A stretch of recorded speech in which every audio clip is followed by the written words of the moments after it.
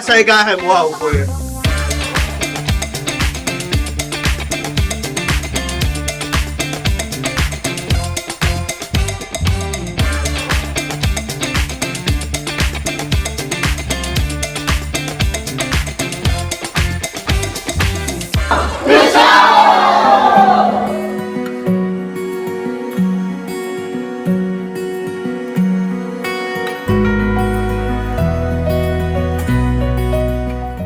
我一直都好驚自己會出錯，做得唔好。嗰一剎那，我發現自己係享受個舞台，感覺係鬆咗啖氣，因為終於順利咁完成咗個表演。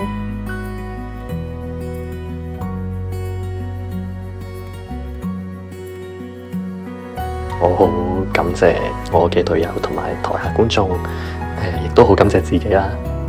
冇諗到2個月嘅時間咁快就過。自己係享受個舞台，我會想更加發掘到自己其他嘅可能性。我應該要好好享受呢個1分幾鐘嘅舞台。呢次上完台嘅感覺好新鮮，觀眾台下嘅呼呼聲、掌聲，令到我重拾翻上台嘅信心。